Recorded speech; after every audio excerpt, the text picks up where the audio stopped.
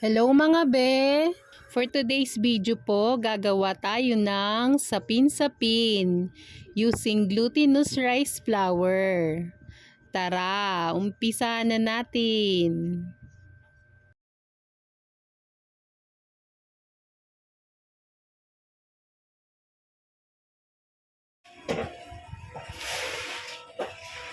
Ito po yung ating ginamit, glutinous rice flour, 1 kilo. Any brand po, pwede naman. Ayan, naglagay na rin tayo ng rock salt. Hindi lang natin na-videohan. 400 grams of wash sugar.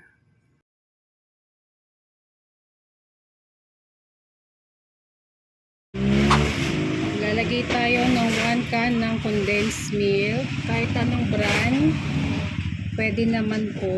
Ito po ay 390 grams.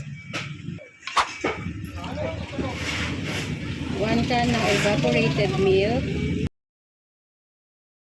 So sa ating condensed milk, maglalagay tayo ng water para po masimot yung ating gatas. Bali, 4 po na water. Tapos, yung ginamit nating sukatan, yung ating condensed milk na can.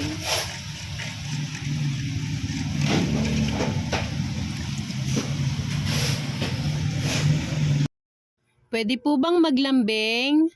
Paki-comment naman po kung saan ang inyong location para malaman ko po kung saan umaabot ang ating mga videos. Maraming salamat!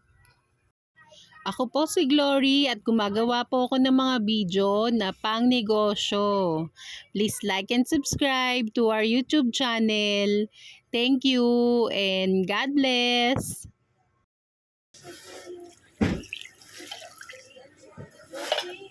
Tips lang po, pwede nyo rin itong salain para mawala yung buo-buo.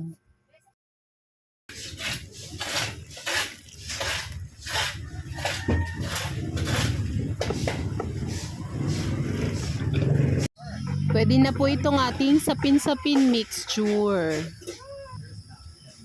So ito yung pinainit natin na water.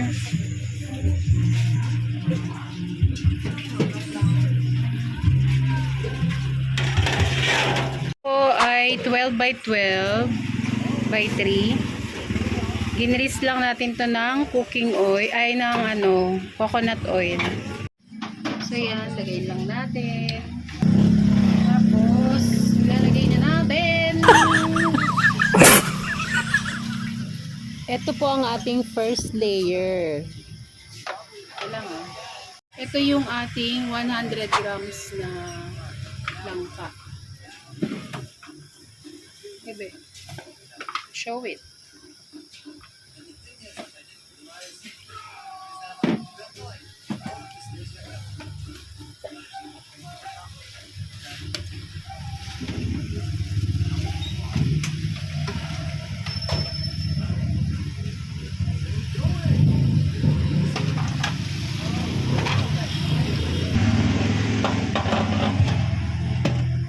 Sasalang natin ito for 15 minutes. Kapag ganito po yung nyo, takip, hindi nyo na po kailangan lagyan ng cloth. Pero kunyari flat siya, kailangan lagyan nyo po ng cloth para hindi po mapunta sa sapin-sapin yung water. Balihin natin sa tatlo yung ating sapin-sapin mixture. Yung isa po ay white, tapos ito naman po ay orange. Tapos naglagay lang tayo ng 1 tablespoon ng orange na food color. Imimix lang natin ito. Pwede po bang maglambing? Paki-like naman po ng aming page. Maraming salamat! After 15 minutes po, ito na po yung ating first layer na sapin-sapin. Isinalang ko po ito sa medium heat. Ilalagay na natin yung second layer natin.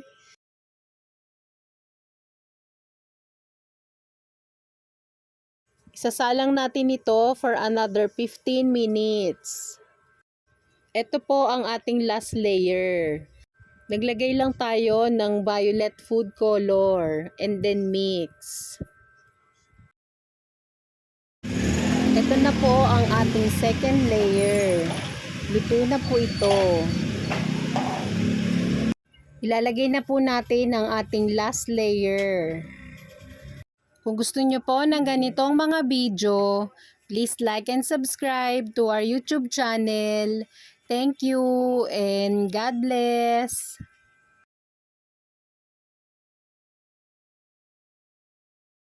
Isasalang natin ito for 20 minutes. At after 50 minutes, luto na ang ating sapin-sapin.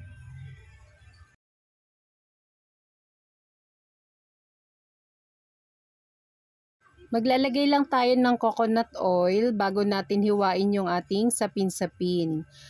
Hinislice ko to ng 5 by 6. At para po may idea kayo kung magkano ang bentahan ko nito, 15 pesos po per slice. Ang toppings ko today ay minatamis na langka. Pwede din naman latik o kaya ang buko. Sana po ay may nakuha kayong idea sa video ito. Please like and subscribe to our YouTube channel. Thank you and God bless. Ito na po ang ating sapin-sapin.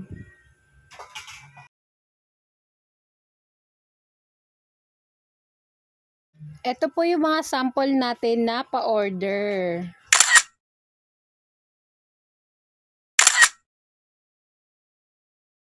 Thank you for watching. Please subscribe to my YouTube channel for more videos. God bless.